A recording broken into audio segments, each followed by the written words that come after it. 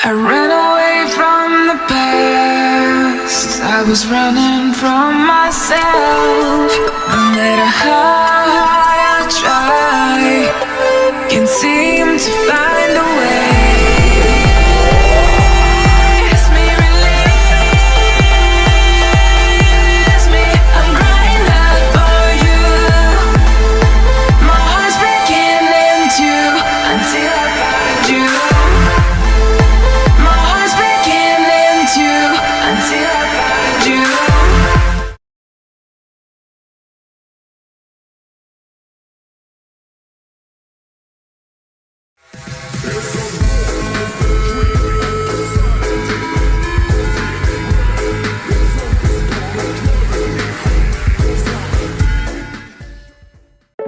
Assalamualaikum warahmatullahi wabarakatuh. Perkenalkan, saya Safri Gafar Al-Sain, perwakilan dari kelompok 1. Akan membahas tentang apa itu CPU serta perkembangannya.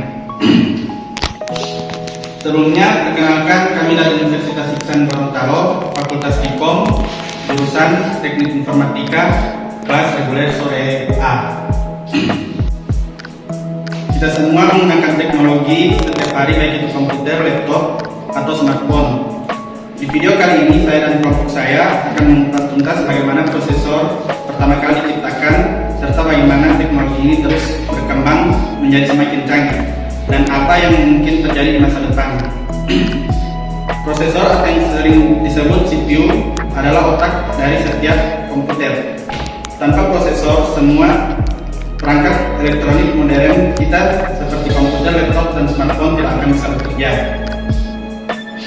Tapi tahukah kamu bagaimana prosesor berkembang dari masa ke masa hingga menjadi sangat canggih seperti sekarang? Berikut akan dilanjutkan oleh teman saya. Sejarah perkembangan prosesor.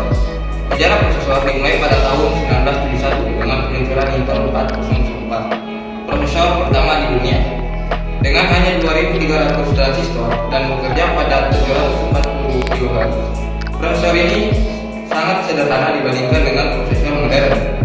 Prosesor ini digunakan di kalkulator, tetapi menjadi dasar dari semua perkembangan selanjutnya.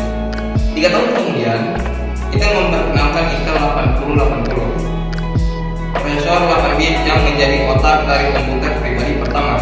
Kemudian, pada tahun 1978, Intel merilis 8086, prosesor pertama dengan arsitektur kali 86 yang menjadi dasar dari komputer PC modern yang kita kenal sekarang. Lonjakan besar lainnya terjadi pada tahun 1989 dengan Intel 8486 atau disebut i486 yang memperkenalkan unit pemrosesan floating point atau FPU terintegrasi. Ini membuat komputer dapat melakukan perhitungan yang jauh lebih kompleks dengan lebih cepat. Tahun 1993, Intel meluncurkan Pentium, sebuah prosesor yang memungkinkan komputer untuk menjalankan lebih dari satu instruksi per siklus. Ini sangat meningkatkan kecepatan dan performa komputer. Lompatan besar berikutnya terjadi pada tahun 2006 ketika prosesor multicore pertama diperkenalkan. Prosesor ini memungkinkan multitasking yang lebih efisien dengan membagi tugas di antara beberapa IP atau core dalam satu chip. Perkembangan teknologi prosesor. Selama beberapa dekade terakhir, ukuran transistor yang membentuk prosesor terus mengecil.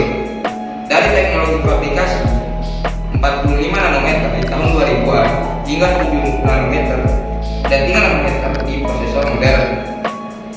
Miniaturisasi ini memungkinkan lebih banyak transistor masuk ke dalam chip yang lebih kecil, meningkatkan performa sekaligus mengurangi konsumsi daya. Selain itu, perkembangan teknologi seperti hyperthreading atau simultaneous multithreading memungkinkan satu core pada prosesor untuk menangani beberapa thread atau jalur instruksi sekaligus, membuat pemrosesan lebih efisien.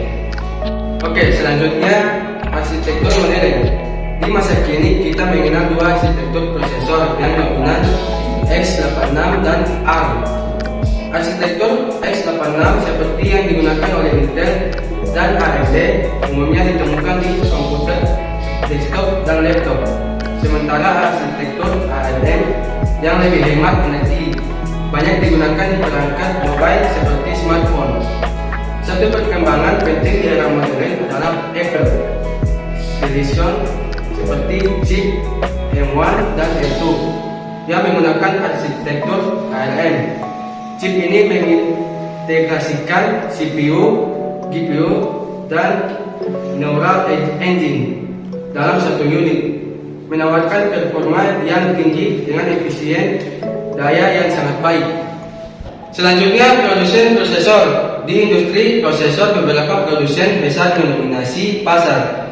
Intel yang memimpin dengan jajaran prosesor Core i3, i5, i7, dan i9 tetap menjadi raja di dunia komputer desktop.